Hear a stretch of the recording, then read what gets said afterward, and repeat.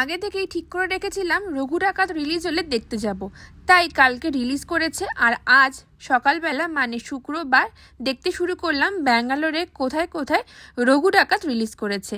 আর আমাদের নিয়ারেস্ট একটা হলও পেয়ে গেলাম, আর সঙ্গে সঙ্গে টিকিটটাও কেটে ফেললাম। অনেক দিনের ইচ্ছা ছিল ব্যাঙ্গালোরে কোনো একটা বেঙ্গলি সিনেমা দেখতে যাব, আর সেটা যদি হয় দেবের সিনেমা। আমাদের শো টাইম ছিল 4টের সময়, আর আমি আর আমার হাজব্যান্ড বেরিয়ে তো পড়েছি, কিন্তু ব্যাঙ্গালোরের রোড মানে হচ্ছে ট্রাফিক, আর সিনেমা দেখার এক্সাইটমেন্টে 3 সেকেন্ডের ট্রাফিকও 30 মিনিটের মতো মনে হচ্ছিল। তো অ্যাট লাস্ট পৌঁছে গেলাম মাল্টিপ্লেক্সে। এইবার আমরা চলে যাব আইনক্সে।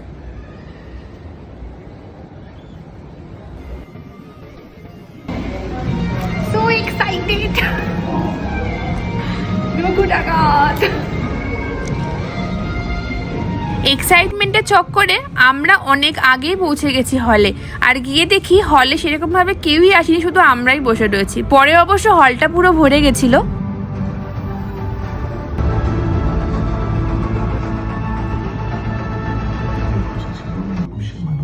আর কিছুক্ষণের মধ্যেই শুরু হবে সেই প্রতীক্ষিত মুভি রঘু ডাকাত।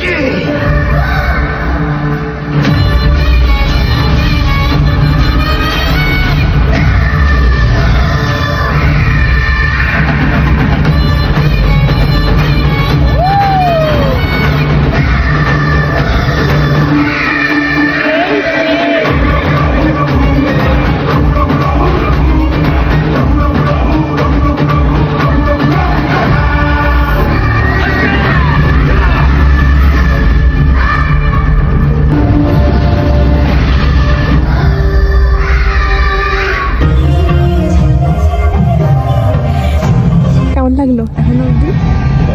ভালো লেগেছে?